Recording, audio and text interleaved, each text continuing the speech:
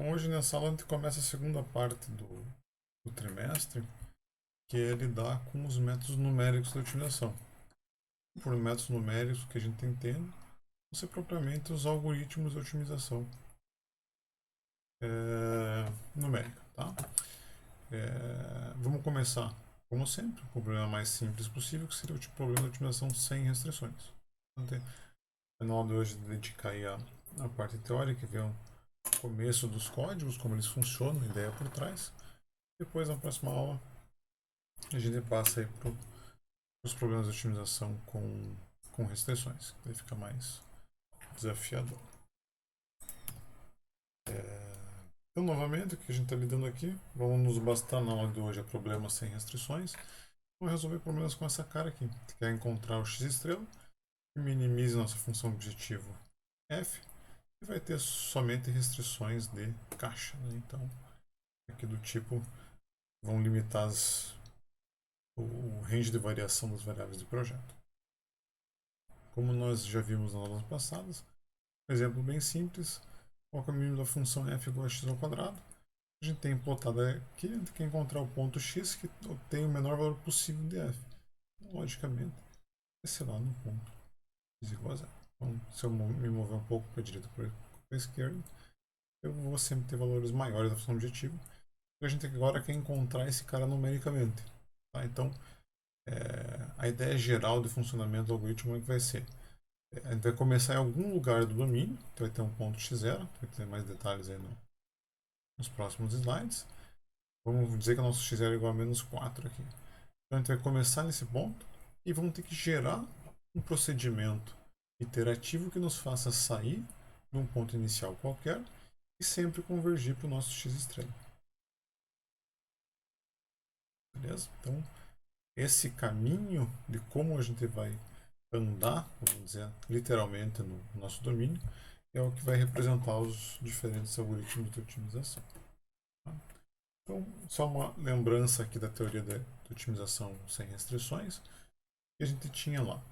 Na otimização sem restrições, nossa função objetivo é uma função que mapeia Rn, que vai transformar um vetor x num número real.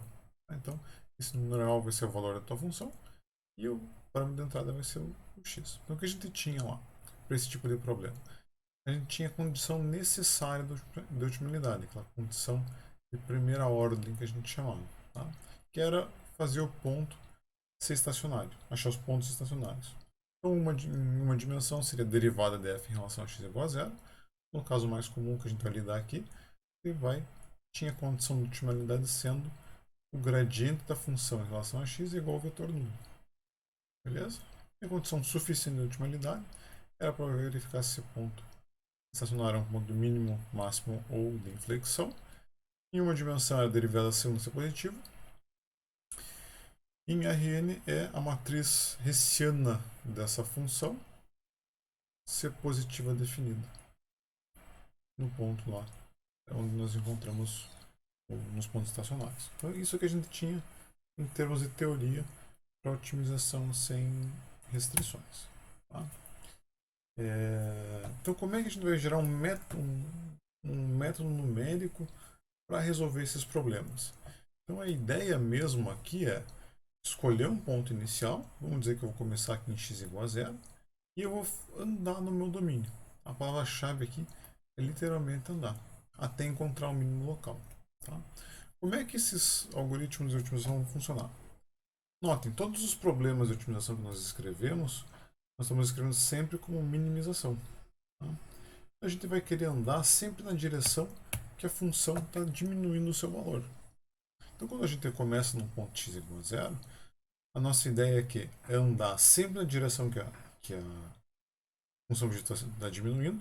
Então, se a gente der um passinho aqui para a esquerda, por exemplo, a gente vê que o valor da função objetiva aumenta um pouquinho. A gente não pode andar para a esquerda, a gente sempre vai andar para onde diminui o valor da função. Então, se eu der um passinho para a direita aqui nesse gráfico, o valor da minha função objetiva diminui um pouquinho. Tá? Então, eu vou pegar e sair desse ponto e andar um pouquinho aqui para a direita. Depois, se eu tentar andar para a esquerda, também somente. Eu vou tentar ser obrigado a andar para a direita e assim por diante. Então, eu vou caminhando até a minha função objetivo parar de decrescer. A partir do momento que ela for crescer, eu paro e fico aqui no pontinho onde eu estou. Tá? Então esse caminho que vocês estão vendo com esses pontinhos que eu desenhei aqui nesse gráfico, vai ser um processo iterativo de algoritmo de otimização. O que a gente vai ter que ver como é que a gente faz para sair de um ponto qualquer e ir para o próximo ponto. Como é que a gente dá essa caminhada no nosso domínio. Tá? Então o macetinho que a gente vai ver como caminhar numericamente vai ser nos próximos slides. Qual que é a ideia então de qualquer algoritmo de otimização? A gente começar num ponto x inicial, aqui eu saquei com um x0. Se nós olharmos para o nosso gráfico anterior aqui, nosso x0 é aquele primeiro ponto que a gente escolheu. Tá? Como é que a gente escolhe? Pode ser um ponto qualquer no domínio. Então eu vou escolher um ponto x0 e começar a caminhar, ou seja, eu vou gerar uma sequência de pontos x0, x1, x2 até um xt qualquer. Tá? Para, quem sabe, um dia eu obter o nosso x estrela. Então, voltando na figura aqui, esse aqui é o x0, tivemos um x1, um x2, x3, x4 e assim por diante. Tá? Então, vai gerar essa sequência e esperar que essa sequência convirja lá para o nosso x estrela, para o nosso ponto ótimo. Tá? Qual que é o nosso desafio aqui?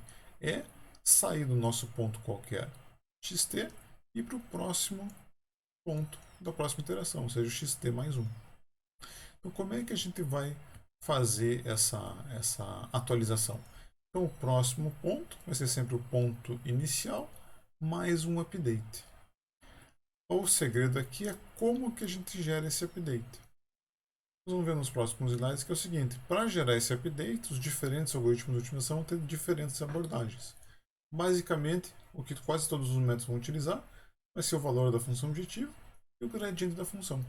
E alguns vão usar esses dois mais a matriz hessiana. Beleza? Tá? Então, ele vai caminhando até atingir algum critério de convergência. Tá? Falando em critério de convergência, o que a gente tinha para otimização sem restrições? Nosso critério de otimidade era gradiente da função objetivo ser igual ao vetor nulo. Então, um critério de convergência bem básico aqui é fazer o nosso gradiente ser nulo.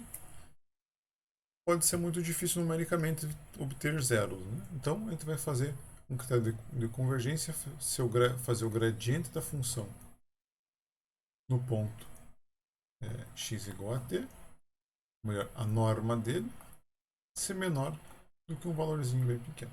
Tá? Vamos ver mais em detalhes quando for lidar com o algoritmo em si. Então, agora vamos ver como é que a gente faz esse update aqui. Beleza. Esse update, a gente consegue quebrar ele em duas etapas. Tá? Então, eu tenho que calcular esse cara aqui, que é o meu movimento na iteração t. Como é que eu vou fazer ele? Ele vai ser sempre composto de duas coisinhas. Uma vai ser a direção de descida, outra vai ser o tamanho do passo que eu vou dar nessa direção. Se a gente voltar para a nossa figura, o que eu fiz aqui? Eu vim para a direita, ou seja, a minha direção aqui está apontando para a direita, e o tamanho do passo é quanto eu vou andar nessa direção. Beleza? Então eu saio aqui do x0 para o x1 usando essa combinaçãozinha aqui. Tá? Qual que é a direção de descida mais básica que a gente pode ter? Se a gente lembrar de algumas aulas atrás, a gente viu a noção de gradiente da função. Numericamente, ou graficamente, o que é gradiente de uma função? Ele é um vetor que aponta para a direção onde a função mais cresce, ou tem a maior inclinação possível. Tá? Então, se ela tem a maior inclinação possível naquela direção, se eu usar o negativo do meu gradiente, eu vou ter a minha maior inclinação para baixo. Então, a minha maior direção de descida, assim, uma proposta de direção de descida, é usar o negativo do gradiente da função no ponto que eu estou. E qual que é o tamanho de passo mais básico que eu tenho? É o tamanho de passo constante. Eu seto como um alfa zero, que eu escolho como uma constante qualquer. Tá? Então, o algoritmo de otimização mais básico que existe é esse. Gerar essa sequência de pontos, utilizando um negativo do gradiente da função como direção de descida e um passo constante. Logicamente, a gente vai ver daqui a pouco, quando for lidar com os códigos, que isso vai ser extremamente ineficiente. A gente sempre começa pelo mais fácil e vai melhorando com o passar do tempo. Tá? Então, Professor, pode falar. e como é que eu garanto que esse incremento está fazendo com que eu estou descendo para o ótimo local, que seja, e não estou, tipo, retrogredindo? Tipo, Tá. É... O... Como você tem o gradiente, você tendo o gradiente da função e indo para a direção negativa do gradiente, você está sempre descendo. Você não tem como subir. ah, tá, entendi. Ele sempre vai apontar para uma direção de descida. O que pode acontecer, você vai ver daí mais para frente nos probleminhas com o código mesmo, é que você. Vamos voltar para a figura aqui. É um detalhezinho à parte, mas vale a pena comentar. Por exemplo, está chegando perto do ponto ótimo aqui. Você deu o gradiente aponta para a direita, está um passo muito grande. Ele vem para cá. Ele está subindo aqui. Tá? Esse tipo de coisa pode acontecer. Daí a gente tem que mitigar isso numericamente. Tá? Mas normalmente, para funções suaves que a gente vai lidar, esse tipo de coisa não deve acontecer. Mas sempre vai ter um ifzinho lá no código para corrigir esse tipo de coisa. Por exemplo, se o próximo ponto for maior do que ele, vou diminuir o tamanho do passo até encontrar um passo que me faça o valor da função objetivo decrescer. Se eu não encontrar, eu paro o código e já tenho o meu ponto ótimo, vamos dizer assim. Deu uma esclarecida, mais ou menos? Deu sim, professor, é bem isso que eu estava com dúvida mesmo. Beleza.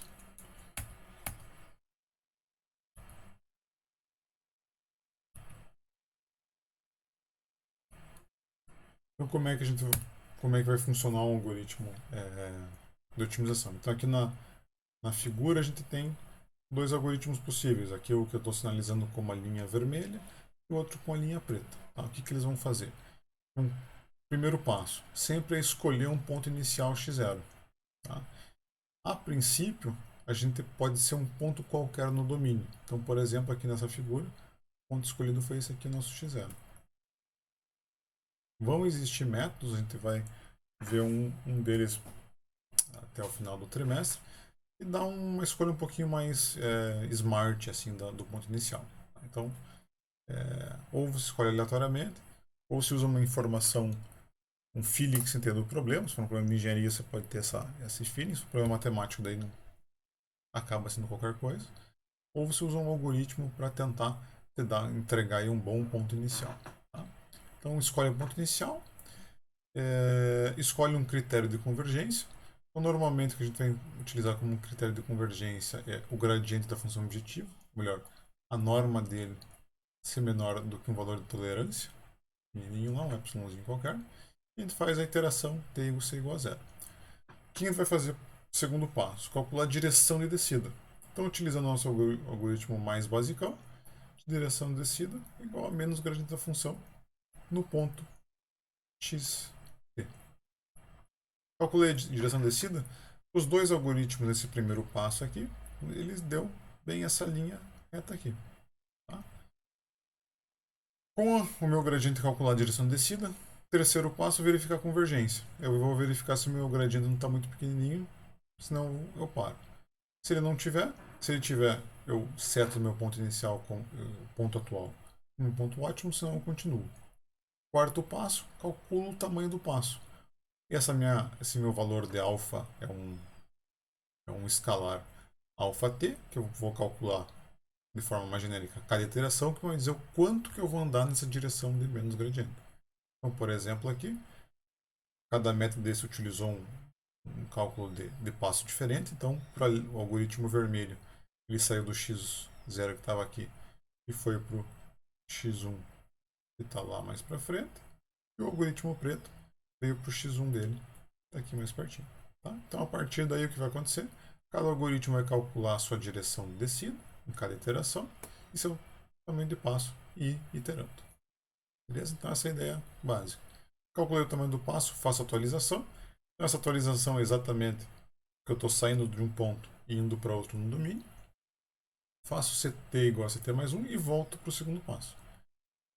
Voltando para o segundo passo que eu vou fazer, o meu novo ponto, calculo a direção de descida novamente, tamanho do passo, desculpa, direção de descida, verifico convergência, calculo o tamanho do passo, atualizo, por exemplo, no algoritmo preto, vou para o x2 aqui, atualizo, faço t igual a t mais 1, retorno para o ponto 2 e assim vou iterando.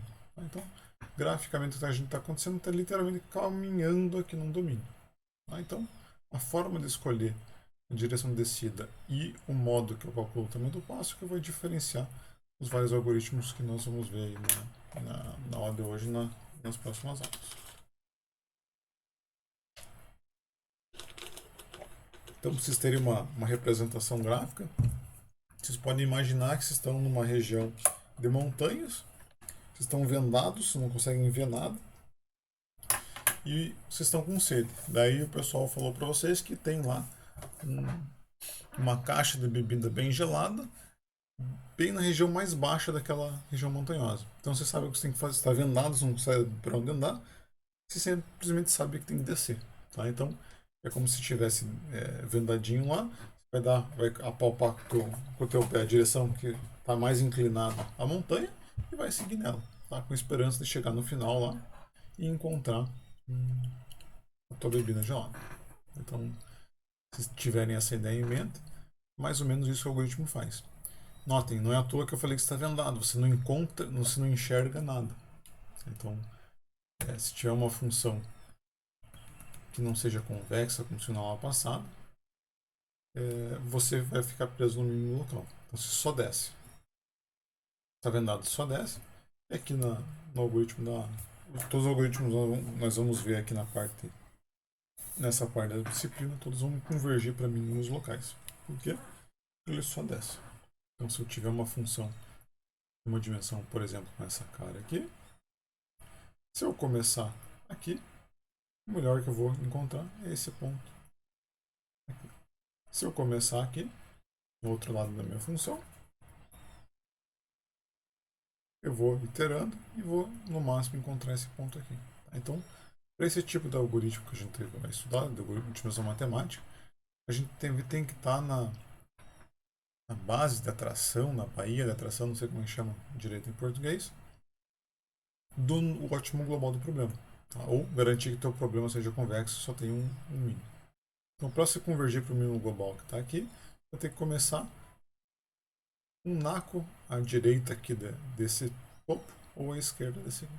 Para o teu algoritmo conseguir descer e chegar no ótimo global. Beleza?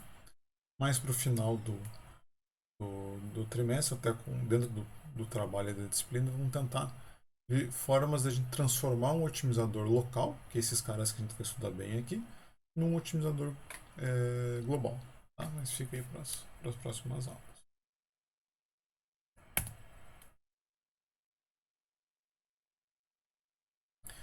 Um negócio que vai ser útil até para complementar a pergunta do Leilson lá, agora para uma direção de descida qualquer D. Tá? Então, se estiver utilizando o negativo do gradiente, isso que eu vou mostrar aqui sempre é satisfeito. Agora, se estiver usando outros métodos que não usam o negativo do gradiente, é sempre legal fazer essa verificação que eu vou mostrar aqui nesse slide. Tá? Então, o que está sendo mostrado aqui? A direção de descida ela deve decrescer o valor de f. Tá? Então, para isso acontecer, o f de x t mais 1 tem que ser sempre menor do que o f de xt. Ou seja, a função objetivo do próximo ponto tem que ser sempre inferior do teu ponto atual. Então, se eu substituir nossa equaçãozinha de update aqui, em vez de xt mais 1 escrever xt mais alfa t dt, o que eu vou poder fazer? Eu pode fazer aproximar esse lado da equação para uma equação de Taylor de primeira ordem. Então eu aproximo o f de t, vou avaliar f em x igual a t, vou ter gradiente de f de x igual a t vezes esse cara aqui. Isso aqui tem que sempre ser menor ou igual a f de t. Nota que o f de t aparece nos dois lados da equação. A gente pode cancelar eles aqui. Daí nos sobra essa equação 12. O que essa equação está nos dizendo? produto interno entre o gradiente da função em xt com a direção de descida tem que ser sempre negativo. Tá? Então, se vocês lembrarem lá da álgebra linear, o que isso a condição que isso implica é que o ângulo entre o gradiente da função e a direção de descida tem que estar sempre entre 90 e 270 graus. Se esse ângulo estiver fora desse limite, essa direção de descida que se calculou não é uma direção de descida. Tá? Então, é um troço que pode valer a pena colocar no código lá, sempre fazer essa verificaçãozinha aqui. Se isso aqui não for atendido, você pode estar caminhando para uma direção que não te interessa. Tá? Professor, Pode falar. tem que ser maior do que 90 por causa daquela coisa que o vetor gradiente forma um ângulo de 90 com a reta tangente, a função, né? Vai ser mais ou menos assim, ó. Deixa eu ver como fazer uma figura disso aqui que explique melhor. Imagine que o gradiente da tua função está apontando para lá. Tá? Então esse aqui é o gradiente da função.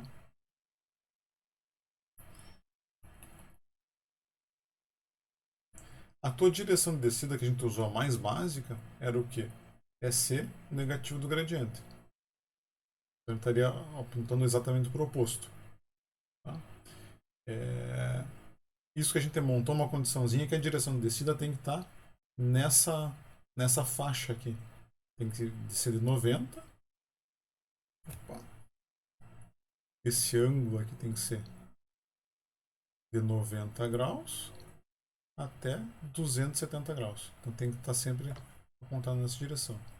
Se apontar para menos de 90 ou mais 270, ou seja, estiver aqui no primeiro ou no quarto quadrantes, provavelmente o teu algoritmo a gente chama que degenerou.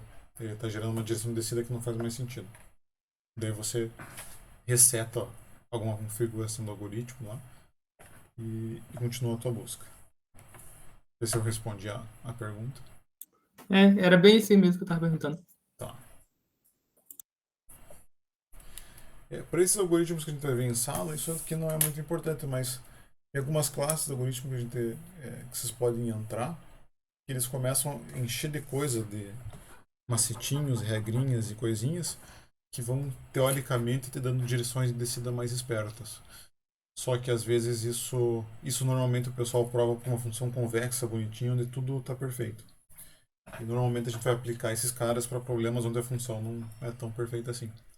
Então, esse tipo de condição pode não ser satisfeito. Então, é sempre legal ter em mente essa verificação.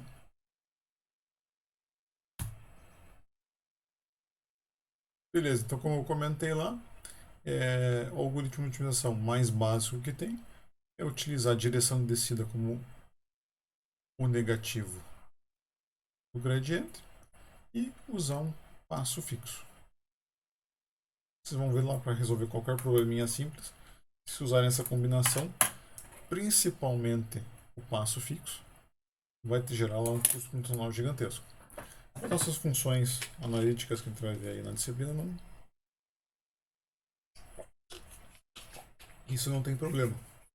Mas quando a gente for partir para resolver problemas de estruturas ou algo do gênero, onde você tem que chamar um código definido para calcular gradientes, etc., você ter esse alto custo computacional passa a não fazer sentido.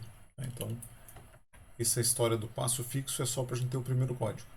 Depois a gente vai sempre ter um cálculo de passo mais refinadinho, porque esse cara aqui basicamente não vai servir para nada na prática. Tá? Então, como é que, só para dar uns insights iniciais aqui, direção de descida, o que o pessoal já fez que melhora a eficiência dos algoritmos? Uma primeira coisa é utilizar a informação do gradiente da iteração atual e de iterações passadas. Por exemplo, esse tal de gradiente conjugado que a gente vai ver na aula de hoje. Então, normalmente, quando se combina essas informações dos gradientes da iteração atual com as passadas, você consegue colher uma direção de descida mais eficaz do que se utilizasse somente o gradiente da função. Outros métodos, o método chamado de Newton, vão utilizar informação de segunda ordem. O que isso quer dizer? Eles vão utilizar a hessiana da função para ajudar no cálculo de direção de descida também. Tá? E aí vai aí é um universo quase infinito de métodos que a gente pode gerar. Tá? E, logicamente, como comentei, é utilizar cálculos de tamanho do passo mais eficientes. Então, a gente vai ver que a solução do tamanho do passo ela recai num problema de otimização em uma dimensão. A gente pode tentar resolver esse problema de dimensão, esse 1D, analítico ou semi-analiticamente, pode tentar resolver ele de forma aproximada, ou vai gerar uma classe de métodos aí que vão auxiliar a gente na estimação da tamanho do passo. Então como o tamanho do passo é um pouquinho mais crítico do que uma direção de descida eficiente, vamos começar por ele. Então vamos ver que a direção ao cálculo do tamanho do passo ele recai num problema de otimização em uma dimensão. Se a gente voltar para o nosso algoritmo aqui, o que a gente vai ver? Quando você tem que calcular o tamanho do passo, se a gente olhar para a nossa função de atualização aqui, o xt é o ponto atual, você já conhece. Quando você chegou aqui no passo 4, a tua direção de descida ela já foi calculada, então você já conhece. A única coisa que você não conhece da tua função de atualização é o αt, ou seja, é o próprio tamanho do passo. Como ele é um escalar, ou seja, ele é um númerozinho só, ele não é um vetor, isso aqui, calcular o tamanho do passo, recai no problema de otimização em uma dimensão. Tá? Como é que a gente vê isso?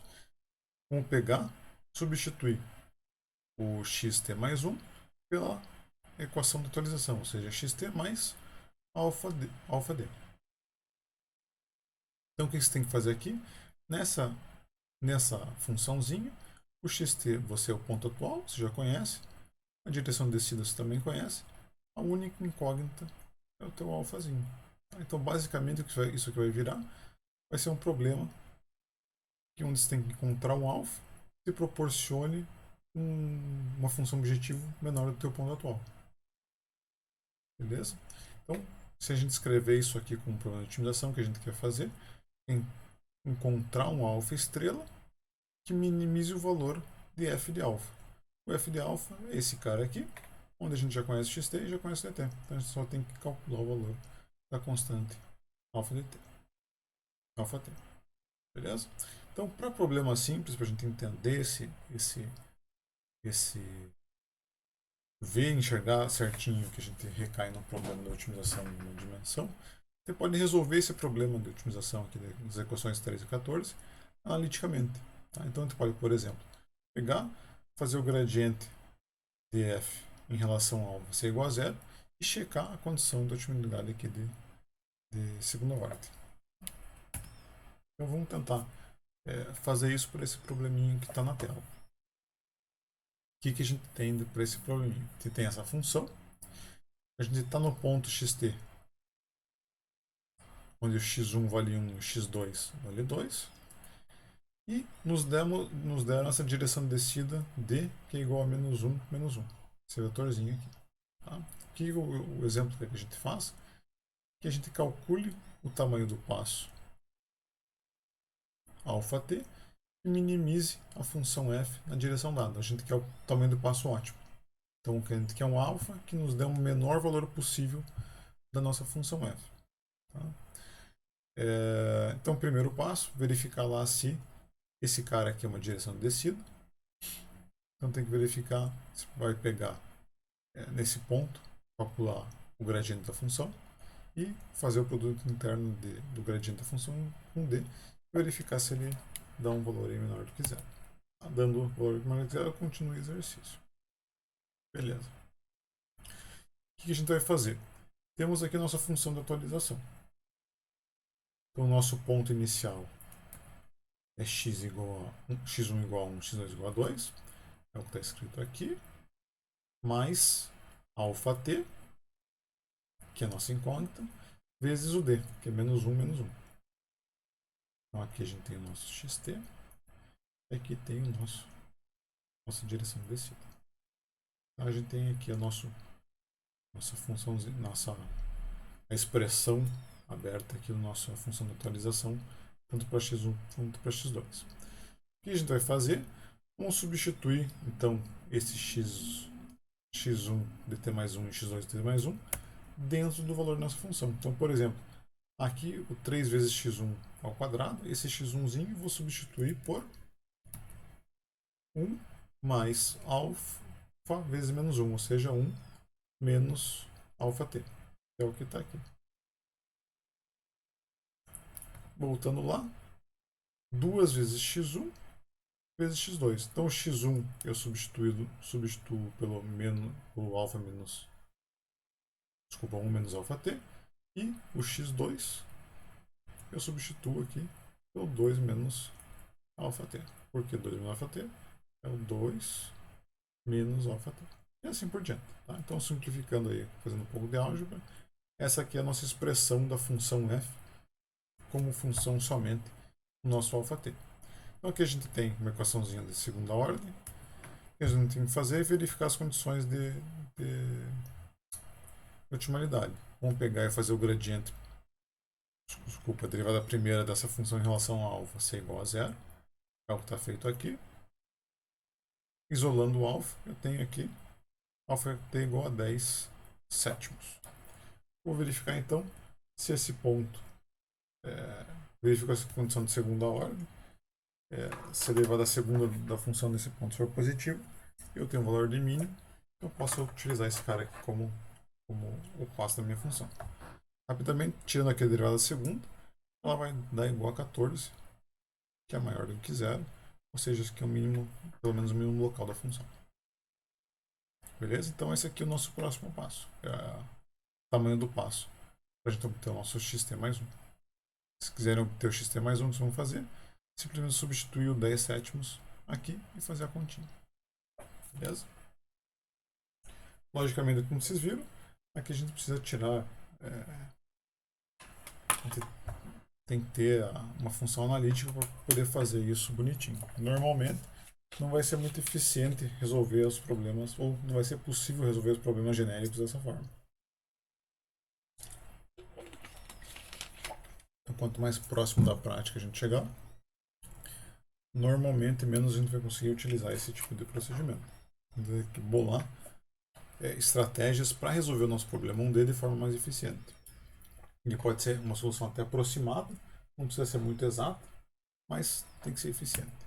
Tá? Então aí a gente entra em métodos numéricos para determinação do tamanho do passo. Basicamente o que esses métodos vão fazer é, eles vão pegar, você tem a tua função f de alfa, você vai ter que entregar para o algoritmo. Nunca você vai ter um alfa negativo, tá? Sempre como está uma direção de destino, o alfa vai ter a condição básica de ser maior do que zero. Tá? Então, normalmente você tem que passar por esses algoritmos de otimização. Tem que passar o limite, os limites do alfa desejado, ou seja, alfa igual a zero, que é a condição básica, e um alfa máximo. Tá? Esse alfa máximo aqui é o que pode ser, vai ter que ter algum tipo de intuição para escolher ele. Beleza? Então, esse tipo de, basicamente o que a gente vai fazer? Vai ter que pegar e escolher um valor de alfa ótimo para resolver esse problema. Tá? Então, o que os métodos vão fazer é tentar gerar um processo iterativo que nos auxilie a resolver esse problema em uma dimensão. Ele pode ser bem simples, como essa função do primeiro gráfico, uma função unimodal, ou seja, só tem o mínimo, ou pode ser um problema mais complicadinho, que a gente tem, vamos dizer, vários mínimos, seja eles todos iguais globais ou mínimos locais, etc. Tá? Então, a gente vai ter que se contentar normalmente com um mínimo local desse tipo de procedimento.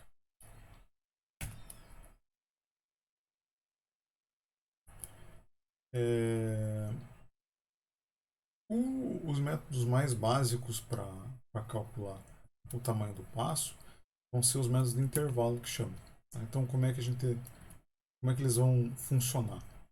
Você vai querer encontrar então um alfa estrela que minimize nossa função f num dado intervalo. Tá? Esse intervalo variar sempre entre 0 e um valor aqui de alfa barra que você vai ter que entregar para o teu código. Basicamente, o que o algoritmo vai fazer? Vamos ver aqui na figura que fica mais legal de explicar. O algoritmo ele vai fazer o seguinte, vai entregar o alfa 0, então ele vai variar de 0 até possível aí alfa barra. O algoritmo vai ter que pegar um valor de delta qualquer, que vai ser um parâmetro do algoritmo, e ele vai pegar e avaliar a função alfa a cada delta desse. Então vai avaliar em alfa igual a 0, você já tem. Assim, alfa igual a delta, 2 delta, 3 delta, 4 delta, 5 delta, 6 delta, 7 delta. Vai chegar um ponto que o valor do delta vai começar a aumentar. Desculpa, que o valor da função objetivo vai começar a aumentar. Quando ele começar a aumentar, o que você vai fazer? Você vai truncar o teu problema. Então, por exemplo, o teu problema aqui é de 0 até alfa barra. Agora você vai relimitar ele nesse subintervalo aqui. Esse subintervalo está sendo plotado aqui na figura do lado. Esse cara o que vai fazer?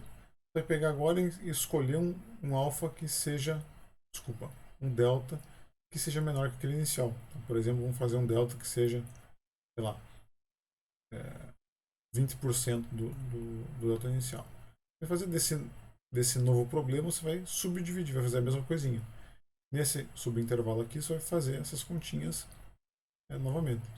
Vai iterando até que o teu algoritmo vai conseguir delimitar uma nova região de interesse. Essa nova região de interesse, você vai pegar o que? Vai dar um zoom nela, diminuir o teu alfa ainda mais, por exemplo, agora vai ser igual a 0,04 e vai caminhar. Tá? Então o que você está procurando aqui vão ser sempre intervalinhos. Basicamente você não vai encontrar um alfa, vai encontrar assim o intervalo onde ele está localizado. Então você vai diminuir o teu intervalo até chegar num critério de convergência que se aceita. Ou seja, basicamente você vai ter que escolher um intervalo mínimo que você vai querer caminhar até encontrar o teu pontozinho alfa ótimo lá. Beleza? Então, isso aqui vai se repetindo até você chegar no ponto desejado. Esse aqui é o mais simples possível. Normalmente, ele exige bastante, porque na hora tem que estar avaliando a tua função objetivo um monte de vezes para conseguir calcular um tamanho de passo. Então, sempre vai haver um trade-off entre precisão do cálculo do melhor alfa possível e o quanto você vai gastar para calcular esse alfa. Então, normalmente, se o cálculo do teu gradiente não for muito custoso, você pode ficar satisfeito com um alfa não muito preciso. Agora, se o cálculo do teu gradiente for bem caro ou difícil de fazer, ou as duas coisas juntas, você vai querer ter um alfa mais preciso possível, você quer aproveitar aquele gradiente ao máximo. Tá? Esse método de redução de intervalo seria o mais simples possível. O segundo método de redução de intervalo seria o método do Golden Surge, que é um método baseado na seção áureas lá. Que ao invés de você ter um intervalo fixo, você calcula aquelas subintervalos utilizando a razão áurea lá da matemática. Então, essa é a única diferença que tem entre eles. Em vez de ser uniforme, utiliza essa razão, ele tende a ser mais eficiente do que o intervalo fixo. Outra classe de método seria cálculo de descida, tamanho de passo, desculpa, interpolação polinomial. Então vamos dizer que você tem lá tem que calcular o teu alfa estrela. Você pega e amostra o teu alfa em 3 pontos. Você escolhe lá um ponto alfa L, alfa I e alfa U. O que você vai fazer?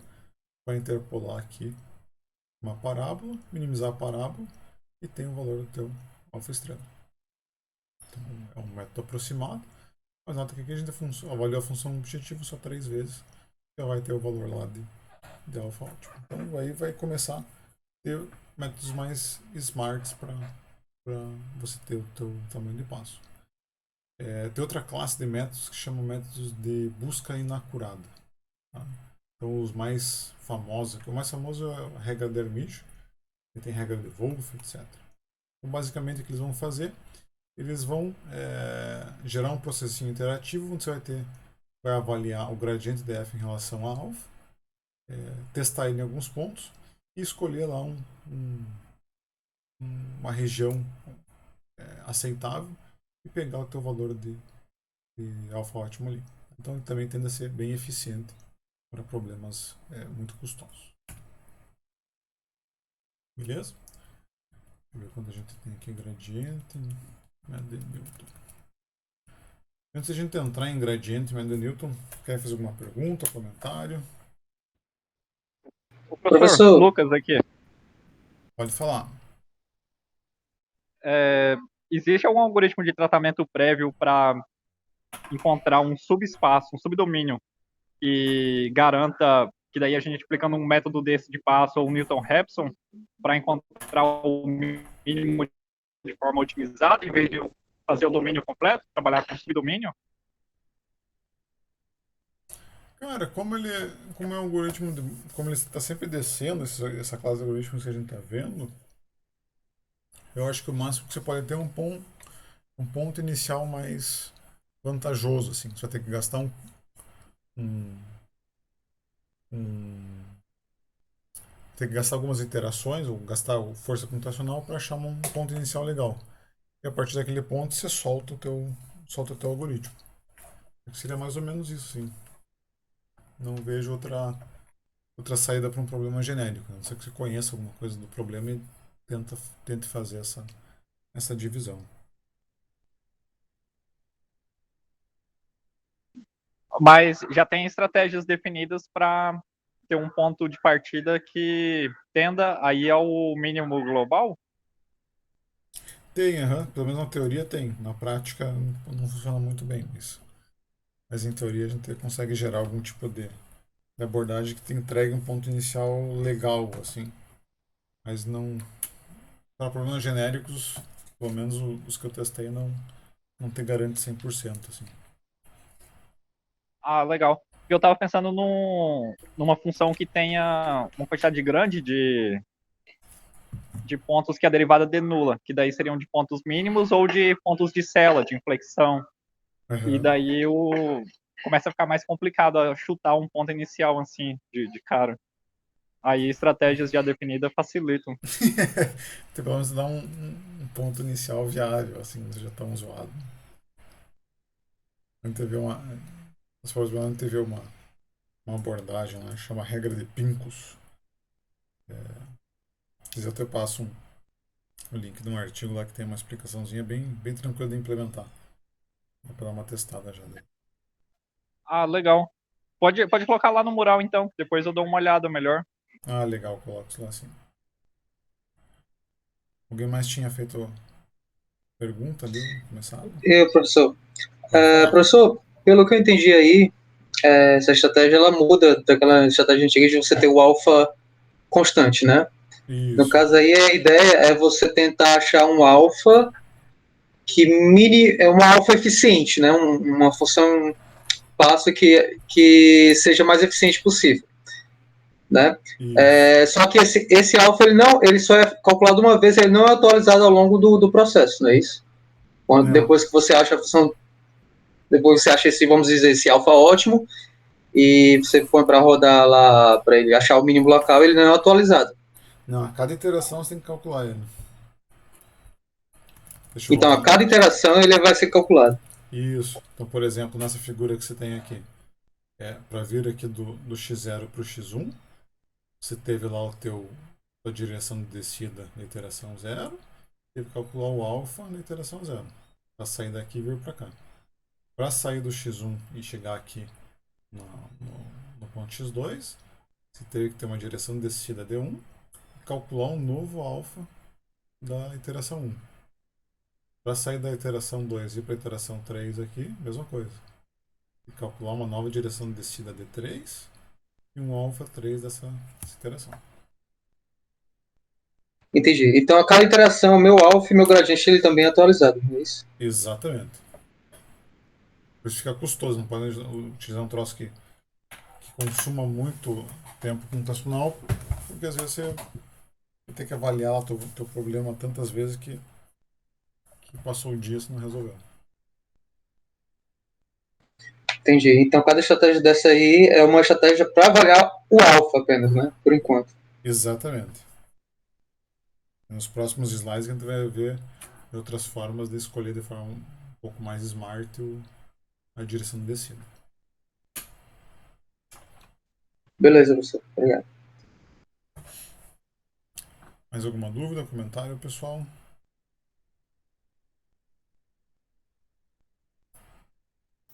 Professor, Pode falar. e quando falou ali que tem um ali, agora eu não vou lembrar o nome, que utiliza até esse ano da função, né? Uhum. Ele não fica mais custoso ainda por precisar da segunda derivada? Fica, aham.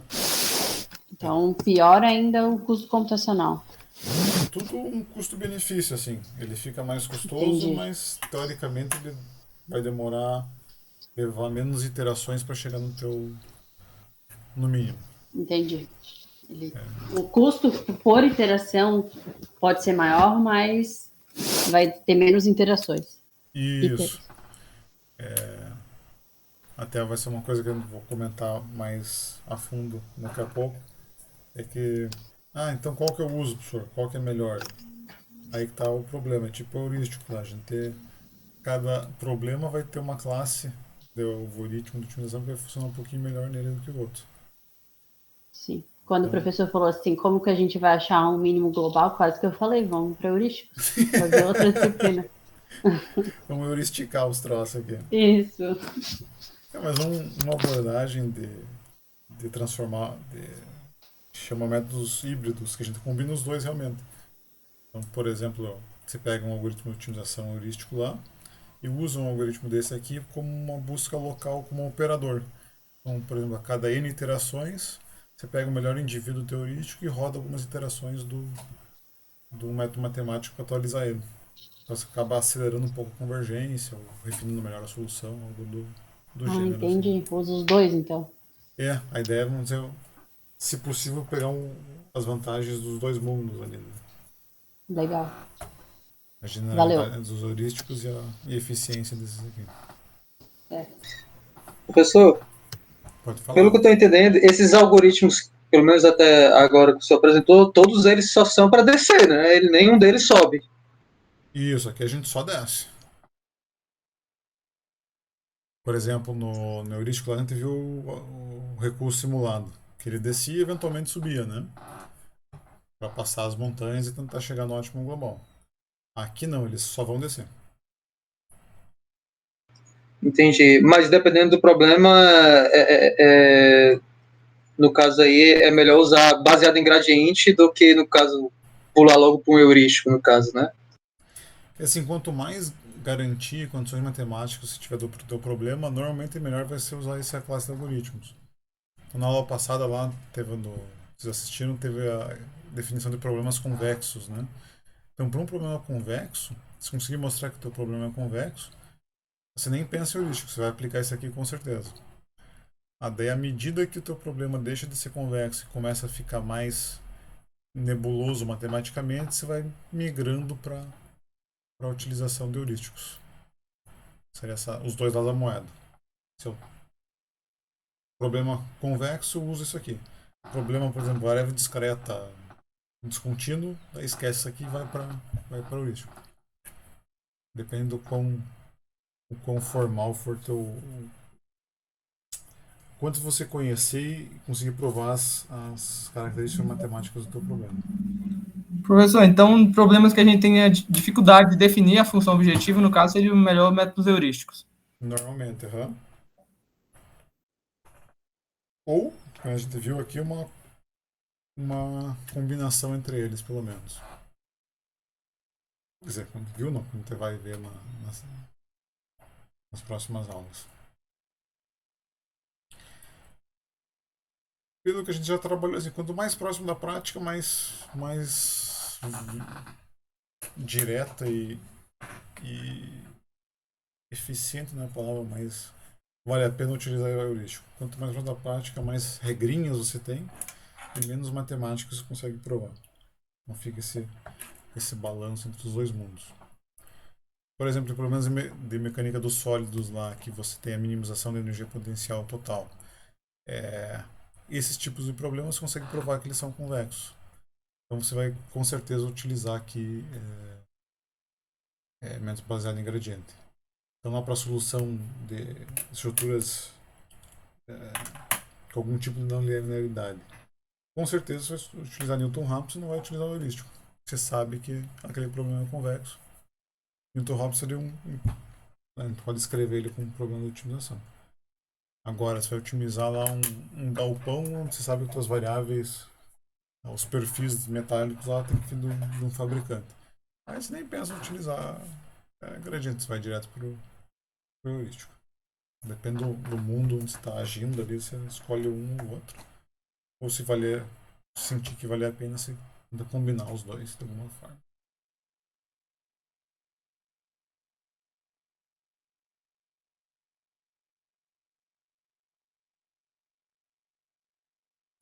Mais perguntas, pessoal?